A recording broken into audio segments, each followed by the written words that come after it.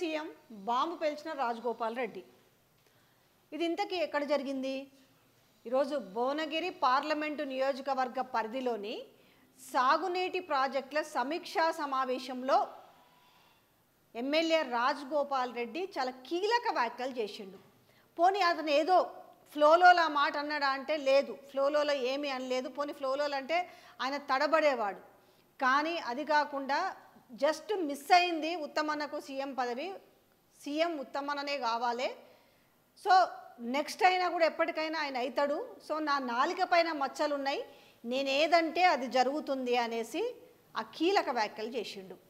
అసలు ఎందుకు ఈ వ్యాఖ్యలు చేయాల్సి వచ్చింది? అసలు ఎందుకంటే కోమటిరెడ్డి బ్రదర్స్ కూడా సీఎం రేస్లో ఉన్నారనేసి ఆనాటి పీసీసీ ప్రెసిడెంట్ గురించి వాళ్ళు చేసిన వ్యాఖ్యలు కూడా అందరికీ గుర్తున్నవి. ఆ రోజు పీసీసీ ప్రెసిడెంట్ గారు రేవంత్ రెడ్డి అయిన తర్వాత చేసిన వ్యాఖ్యలు జనాలు మర్చిపోలేదు. దాంతోపాటుగా ఉత్తమ్ కుమార్ రెడ్డి గతంలో వీళ్ళు చేసిన వ్యాఖ్యలు మర్చిపోలేదు. ఒకవైపు ఏమో కోమటిరెడ్డి వెంకటరెడ్డి ఏమో సో కంప్లీట్గా రేవంత్ రెడ్డికి సహకరిస్తూ రేవంత్ రెడ్డి అడుగులకు మడుగులొత్తుతూ ఉన్న విధంగా కనిపిస్తున్న వ్యవహారం కనిపిస్తుంది. మరొక వైపు రాజగోపాల్ రెడ్డి ఏమో మొన్నటి వరకు అంటే చిట్చాట్లో ఆయనే స్వయంగా చెప్పిండు, నేను హోంమంత్రి రేస్లో ఉన్నాను, డెఫినెట్గా నాకు మంత్రి పదవి వస్తుంది అని చెప్పడం జరిగింది. పార్లమెంట్ ఎలక్షన్స్లో భువనగిరికి సంబంధించిన విషయంలో అంటే వన్ మ్యాన్ ఆర్మీ లాగా ఆయన భుజాల పైన వేసుకున్నాడు ఆ గెలుపు. నిజంగా లేకపోతే చామల కిరణ్ కుమార్ రెడ్డి అనే వ్యక్తి అక్కడ గెలిచే ప్రసక్తే లేదనేసి చాలామంది మాట్లాడుకున్నవైనా అది వాళ్ళ సొంత పార్టీ వాళ్ళు కూడా మాట్లాడుకున్నారు. అయితే రేవంత్ రెడ్డి స్వయాన రాజగోపాల్ రెడ్డి ఇంటికి పోయి ఈయన ఏవైతే కండిషన్స్ పెట్టిండో ఆ కండిషన్స్ అన్నిటికీ కూడా ఒప్పుకొని కంప్లీట్గా వ్యయ ప్రయాసాలకు కోర్చి భారీ మెజారిటీతోటి చామల కిరణ్ కుమార్ రెడ్డిని గెలిపించుకోవడం జరిగింది. సో ఆ తర్వాత జరిగిన చిట్చాట్లోనే ఖచ్చితంగా నాకు మంత్రి పదవి వస్తుంది, దాంట్లో కూడా నాకు హోమ్ మీదనే ఇంట్రెస్ట్ ఉంది, అది వచ్చే అవకాశం ఉందని చెప్పాను. ఇలాంటి నేపథ్యంలో ఇలాంటి ఆసక్తికర వ్యాఖ్యలు చేయడం వెనుక అసలు ఏముంది అంటే కాంగ్రెస్ పార్టీలో మళ్ళీ ఒక చర్చ ప్రారంభం కాబోతుందా అంటే ఈ వ్యాఖ్యలు అంటే మీకు ఆల్రెడీ విజువల్స్ మీకు ప్లే అవుతున్నాయి కదా, దీంట్లో పక్కన ఎవరెవరు ఉన్నారు వాళ్ళ ఎక్స్ప్రెషన్స్ నేను కూడా ఒకసారి చూపించే ప్రయత్నం చేస్తా.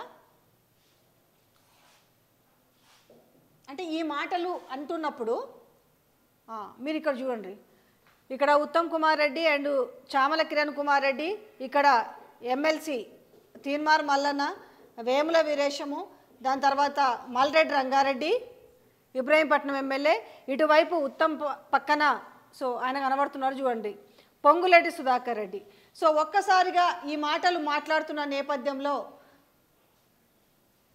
ఈయననేమో ఆయన వైపు చూడడం జరిగింది. ఒకవైపు తీన్మార్ మల్లన్న కావచ్చు, వీళ్ళందరూ కూడా తీన్మార్ మల్లన్న నవ్వుతున్నాడు, అలాగే చామల కిరణ్ కుమార్ రెడ్డి కూడా వస్తున్న నవ్వును ఆపుకోవడం జరుగుతుంది, వస్తున్న నవ్వును ఇక్కడ ఆపుకునడం జరుగుతుంది. అసలు ఈ వ్యాఖ్యలు అసలు ఎందుకు చేసిరు అనే విషయం అంటే మీరు క్లియర్గా చూడవచ్చు. నేను మళ్ళీ మీకు బ్రేకింగ్ ప్లేట్స్లో అది విజువల్ కనపడుతుంది. అంత గట్టిగా నేను ఏదంటే అది జరుగుతుంది, నేను ఏదంటే అది అంటే ఏదో ఫ్లోలో ఒక్కొక్కసారి ఉత్తమే సీఎం అని మాట్లాడినా కూడా ఒకవేళ ఎందుకంటే అక్కడ ఒక సమీక్షా సమావేశం అంటే సాగునీటి ప్రాజెక్టులకు సంబంధించిన సమీక్షా సమావేశం జరుగుతుంది. ఏదైతే ఈ భువనగిరి పార్లమెంటు నియోజకవర్గంలో ఉన్న ఎమ్మెల్యేలందరూ కూడా అక్కడ ఉన్నారు, 7 నియోజకవర్గాలకు సంబంధించిన ఎమ్మెల్యేలు ఉన్నారు, దాంతోపాటుగా ఇంకో మంత్రి ఉన్నాడు, అదే 2 మంత్రులు కదా, ఒకరు వచ్చేసి ఉత్తమ్ కుమార్ రెడ్డి అయితే మరొకరు పొంగులేటి ఉన్నారు. సో వీళ్ళ మధ్యలో పక్కన చామల కిరణ్ కుమార్ రెడ్డి ఉన్నాడు, మరొక వైపు ఎమ్మెల్సీ తీన్మార్ మల్లన్న ఉన్నాడు, ఒకవైపు మల్రెడ్డి రంగారెడ్డి ఉన్నారు, సో అటువైపు చూస్తే మందుల సామెలు, సో వీళ్ళందరూ కూడా అక్కడ ఉన్నారు ఇంక్లూడింగ్ పల్లా రాజేశ్వర రెడ్డితో సహా. బట్ ఎందుకు ఇప్పుడు ఈ వ్యాఖ్యలు అంటే ఈ వ్యాఖ్యలు చేయాల్సి వచ్చింది? ఇప్పటి వరకు ఇంకా మిగతా మంత్రివర్గ విస్తరణ ఏదైతుందో అది ఇదిగో అవుతుంది అదిగో అవుతుంది, సో ఢిల్లీకి వెళ్తున్నాము అవుతుందన్న విషయాన్ని మనము వినుకుంటూ వస్తున్నాము. బట్ అది మాత్రం ముందుకు పడతలేదు. రాష్ట్రంలో ఉన్న పరిస్థితులు చూస్తుంటే ఒకలాగున్నాయి. హైడ్రా పేరుతో నడుస్తున్న వ్యవహారాన్ని మిగతా మంత్రులు ఎవరు కూడా ఒక్కరోజన్నా బయటికి వచ్చి ఇది సమంజసమానో లేదంటే ముందు బడాబాబులే కూల్చాలన్నా కానీ ఎవరు కూడా హైడ్రా మీద ఎవరు కామెంట్ చేసినా మనము ఉదంతం కూడా చూస్తలేము. సో మరి రాజగోపాల్ రెడ్డి ఇప్పుడు ఈ కీలక వ్యాఖ్యలు చేయడం అంటే ఇన్ని రోజులు బాగానే ఉంది, అందరూ కూడా రేవంత్ వెనకాల సప్పుడు సడి లేకుండా పనిచేస్తున్నారు, కాంగ్రెస్లో ఇలాంటి విధానము చాలా కొత్త అని మాట్లాడుకునే వాళ్ళకి అంటే గత సాంప్రదాయం అంతా వేరుగా ఉండేది. అంటే బాగా కంప్లైంట్స్ వెళ్ళడం కానీ 1 ఇయర్లో 2 ఇయర్లో మారిన సందర్భాలు, సీఎంలు మారిన సందర్భాలు మనం చాలా చూసినాం. ఒక మారింది ఎప్పుడు అని అంటే అది వైఎస్ పీరియడ్లోనే చూడలేదు. ఇంకా చాలా సందర్భాల్లో 1 ఇయర్కి 2 ఇయర్కు 6 మంత్స్కి ముఖ్యమంత్రులు మారుతున్న వైనం చూసినాం. ఇలాంటి నేపథ్యంలో మళ్ళీ అదే పాత సాంప్రదాయం మరి తెరపైకి తీసుకురానున్నారా అంటే నేను ఇంతకుముందు వీడియోలో కూడా చెప్పాను. దుర్గం చెరువుకు సంబంధించిన ఇళ్ల కూల్చివేతలు కావచ్చు, అంటే దాని వెనుక తాత్పర్యం ఏంటి, ఆల్రెడీ హైకమాండ్కు కంప్లైంట్లు వెళ్ళడం కావచ్చు, ఈయనది సీఎం రేవంత్ తీసుకుంటున్నా అంటే కొందరికి మేలు చేయడము, కొందరికి మేలు చేయకపోవడం, అంటే పెద్దలకు ఒకలాగా చిన్నలకు ఒకలాగా అన్నట్టు చూస్తున్న వ్యవహారము, పార్టీలో కార్పొరేషన్ పదవుల నుంచి మొదలుకుంటే సో నామినేటెడ్ పోస్టుల వరకు చూసుకుంటే అన్నిట్లో కూడా వాళ్ళ వర్గం ఏదైతుందో వాళ్ళకే పెద్ద పీట వేస్తున్నారనేది, అంటే కొంతమంది చెప్పుకోలేక లోపట్న ఏం జరుగుతుందో చూద్దామన్న ఒక ఆసక్తితో ఉన్నారు. ఇట్లాంటి నేపథ్యంలో అంటే చాలా సైలెంట్గా ఉంది, అబ్బా కాంగ్రెస్ పార్టీలో ప్రతి ఒక్కరు కూడా సహకరించుకుంటూ పోతున్నారన్న నేపథ్యంలో ఈరోజు రాజగోపాల్ రెడ్డి చేసిన ఏవైతే కీలక సమావేశంలో ఈ కీలకమైన మాటలు ఏవైతే ఉన్నాయో ఈరోజు రాజకీయాల్లో ఒక పెను దుమారం అనే చెప్పొచ్చు, ఒక రాజకీయాల్లో తీవ్రమైన చర్చ కూడా జరగబోతుంది ఎందుకు ఇట్లా మాట్లాడిండ్రు అనేది. సో దీనికి సంబంధించి మరి ఏమైనా తన మీద చర్యలు తీసుకుంటారా, ఎందుకంటే తన అన్నని కాదని ఇక్కడ ఉత్తమ్ కుమార్ రెడ్డే సీఎము, ఉత్తమే సీఎము, ఆయన పదవికి అర్హుడు, ఎందుకంటే కావాలనుకుంటే వాళ్ళ అన్న పేరు చెప్పొచ్చు, లేదంటే తన గురించి తాను చెప్పుకోవచ్చు, లేదంటే పక్కన పొంగులేటిగా ఉన్నట్టు చెప్పొచ్చు, ఇంకెవరన్నా చెప్పొచ్చు, కానీ స్పష్టంగా ఆ పేరును స్ట్రెస్ చేస్తూ ఉత్తమన్ననే సీఎం అనేసి కాబోయే రోజులు అంటే జస్ట్లా మిస్ అయింది పదవి, సో కాబోయే రోజుల్లో ఖచ్చితంగా ఉత్తమే సీఎం అవుతాడు అని చెప్పడము, దానికి కూడా ఏదో ఆ మాట తేలికగా కాకుండా నా నాలిక మీద మచ్చలున్నాయి, నేను ఏదనుకుంటే అది జరుగుతుంది అని చెప్పడం వెనక అసలు మరి వీళ్ళ అన్నదమ్ముల మధ్యలో అంటే ఒక సఖ్యత ఏమన్నా మిస్ అయిందా, ఒకవేళ ఆ ప్లేస్లో ఒకవేళ మాట చెప్పాలనుకుంటే కోమటిరెడ్డి వెంకటరెడ్డి రాబోయే రోజు అంటే ఈ మాట భువనగిరి పార్లమెంట్ ఎలక్షన్లో రేవంత్ రెడ్డి అన్నాడు, నా తర్వాత ఎవరికైనా అంటే మళ్ళీ నా తర్వాత నెక్స్ట్ సీఎం అవ్వాలంటే ఆ అర్హత కేవలం కోమటిరెడ్డి వెంకటరెడ్డి అన్నకే ఉందనేసి మాట్లాడడం జరిగింది. అప్పుడు అలాంటిది సీఎం రేవంత్ రెడ్డి నోట్లకెళ్ళేమో అన్న పేరు వినిపిస్తుంది, కోమటిరెడ్డి వెంకటరెడ్డి పేరు, మరి రాజగోపాల్ రెడ్డి నోట్ల వెంటనేమో ఉత్తమ్ కుమార్ రెడ్డి పేరు వినిపించడం మనకు అసలు మతలబ్ ఏందనే ఒక చర్చ జరుగుతుంది. అసలు ఇలాంటి మాటలు ఒక సమీక్షా సమావేశంలో ఏదైతే సాగునీటి ప్రాజెక్టులకు సంబంధించిన సమీక్షా సమావేశం జరుగుతున్న నేపథ్యంలో ఆ మాట్లాడుతున్న తరుణంలో కోమటిరెడ్డి రాజగోపాల్ రెడ్డి చేసిన వ్యాఖ్యల వెనుక ఏమి దాగి ఉంది, మతలబ్ ఏంటి అనే చర్చ మాత్రం భారీగా జరుగుతుంది. సో మీకు ఆ విజువల్స్లో ఆయన మాట్లాడుతున్న మాటలు స్పష్టంగా, సో దాంతోపాటుగా ఆ వాళ్ళు మాట్లాడుతున్నప్పుడు మిగతా వాళ్ళ ఎక్స్ప్రెషన్స్ కూడా మనకు చాలా కీలకంగా కనిపిస్తున్నాయి. అక్కడ తీర్మార్ మల్లన నవ్వుతున్నాడు, చామల కిరణ్ కుమార్ రెడ్డి నవ్వాపుకోలేక చెయ్యడ్డం పెట్టుకున్నాడు, సో ఇదేంటింత సడన్గా ఇట్లా మాట్లాడండి అనేసి మంత్రి ఉత్తమ్ కుమార్ రెడ్డి చూస్తున్నాడు.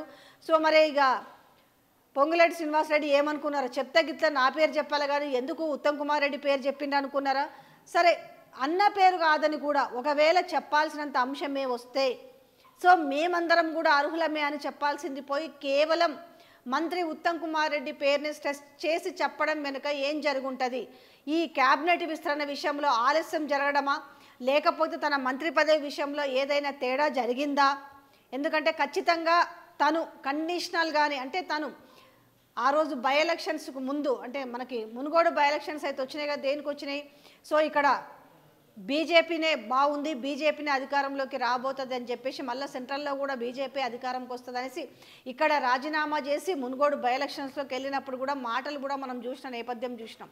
ఆ తర్వాత బీజేపీ నుంచి రావడానికి సో వీళ్ళు పార్టీ వాళ్ళు అడిగితే కొన్ని కండిషన్స్ మీదనే నేను ఈ పార్టీలో జాయిన్ అయినాననేసి ఆయన బహిర్గతంగానే బాహాటంగానే చెప్పుకున్న నేపథ్యం చూసినాం. ఆ తర్వాత ఖచ్చితంగా నాకు మంత్రి పదవి అంటే కాంగ్రెస్ పార్టీ అధికారంలోకి వస్తే నాకు కూడా కంపల్సరీ మంత్రి పదవి ఇవ్వాలి, అది కూడా నాకు హోమే కావాలనేసి ఆయన అక్కడ కాంగ్రెస్ పెద్దలతో మాట్లాడుకొని ఆ కండిషన్ మీదనే ఆయన పార్టీలోకి జాయిన్ అయినట్టుగా చెప్పుకొస్తున్న అంశాలు విన్నాం. అంతేకాకుండా ఎప్పుడైతే భువనగిరి పార్లమెంట్ ఎలక్షన్స్లో 7 సీట్లు మాత్రమే 8 సీట్లు గెలుచుకున్నారంటే అందులో ఒక కీలకమైన సీట్ వచ్చేసి భువనగిరి ఎంపీ. సో ఖచ్చితంగా అది ఆయన భుజాల ఎవరు చెప్పినా ఎవరు అవునన్నా కాదన్నా అది కోమటిరెడ్డి రాజగోపాల్ రెడ్డి వ్యయ ప్రయాసాలకు ఓర్చి అసలు అంతవరకు చామల కిరణ్ కుమార్ రెడ్డి అనే వ్యక్తి పార్టీ వాళ్ళకి తెలుసు కానీ బయట ఒక పార్లమెంటరీ నియోజకవర్గానికి తెలిసిన అభ్యర్థి అయితే కాదు.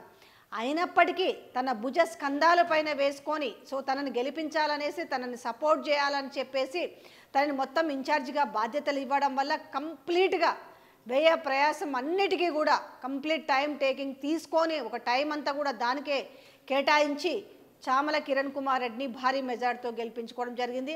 అలాగే నల్గొండ పార్లమెంట్ నియోజకవర్గానికి సంబంధించిన భారీ మెజారిటీ వచ్చింది. ఆ భారీ మెజారిటీకి సంబంధించి ఉత్తమ్ కుమార్ రెడ్డి కూడా చాలా గర్వంగానే ఫీల్ అయ్యారు. ఎందుకనంటే తన బాధ్యతలు తీసుకొని ఇక్కడ చూసుకుంటే రెండు మనం పార్లమెంటు నియోజకవర్గాలు చూసుకుంటే ఒకటి నల్గొండ కావచ్చు, ఒకటి భువనగిరి కావచ్చు. అసలు నల్గొండ పార్లమెంటు గెలుస్తుందనేది ఎక్స్పెక్ట్ చేసిన సీటే కానీ భువనగిరి పార్లమెంటుకు సంబంధించి మాత్రము చాలా స్టార్టింగ్లో ఎప్పుడైతే చామల కిరణ్ కుమార్ రెడ్డిని అనౌన్స్ చేసిన తర్వాత అవకాశాలు ఆ సీటు గెలవడానికి చాలా తక్కువగా ఉన్నాయని చెప్పారు. అట్లాంటిది ఎప్పుడైతే రాజగోపాల్ రెడ్డికి స్వయంగా తను రేవంత్ రెడ్డి ఇంటికి వెళ్ళి ఒక గంట సేపు ఆయనతో మాట మంతి ముచ్చట జరిపి సో నాకు ఖచ్చితంగా ఈ సీటు నేను గెలిపియాలంటే నాకు ఖచ్చితంగా క్యాబినెట్లో స్థానము కల్పించాల్సిందే అని చెప్పడము, దానికి ఆయన భరోసా ఇవ్వడము. సో ఇవన్నీ జరిగింది. ఆ సీటు భారీ మెజార్టీతో గెలిపించారు. పార్లమెంట్ ఎలక్షన్స్ అయిపోయినప్పటికి కూడా ఇంతవరకు ఇదిగో అన్నారు అదిగో అన్నారు. ఇంతవరకు మిగతా ఏవైతే 7, 8 మంత్రులకు సంబంధించినవి అవి ఏవి కూడా హోం కూడా ఇప్పుడు సీఎం కిందనే ఉంది. ఒక విద్యాశాఖకు మంత్రి లేడు. ఇట్లా చూసుకుంటూ పోతుంటే ఇంకా అవి ఒక ల్యాగ్ అవుతుంది. అంటే దాన్ని పొడిగిస్తూ ఉన్నారు తప్ప ఇంతవరకు దాన్ని తేల్చలేదు. మరి ఇక్కడ ఏమైనా కొంచెం డౌట్ ఏమన్నా ఉందా? మళ్ళీ ఇంకొకటి కూడా ఉంది. ఉమ్మడి జిల్లాలకు సంబంధించి ఆల్రెడీ ఇప్పుడు 2 రెడ్డిలకు ఇచ్చారు మంత్రి పదవి. ఒకరు ఉత్తమ్ కుమార్ రెడ్డి అయితే మరొకరు కోమటిరెడ్డి వెంకటరెడ్డి. సో ఇంకొక మంత్రి పదవి కూడా ఒకే జిల్లాకు సంబంధించి ఎట్లా ఇస్తారు అనేది, అంటే ఉమ్మడి జిల్లాలకు సంబంధించి ఎట్లా ఇస్తారు ముగ్గురిని, అది కూడా రెడ్డి సామాజిక వర్గానికి చెందిన వ్యక్తికే ఎలా ఇస్తారనే చర్చ కూడా ఉంది. దాంతోపాటుగా ఇంకొకటి కూడా ఉంది. దేవరకొండ ప్రాంతానికి చెందిన కాన్స్టిట్యున్సీకి సంబంధించిన ఎమ్మెల్యే ఉన్నారు, తనకు కూడా మంత్రి పదవి ఆశిస్తున్నారు. ఎందుకంటే 2 సార్లు ఎమ్మెల్యేగా గెలిచింది కాబట్టి. ఈ ప్రమేయంలో మరి ఈ మంత్రి పదవికి సంబంధించినవి ఏమన్నా అటు ఇటుగా అవుతుందా?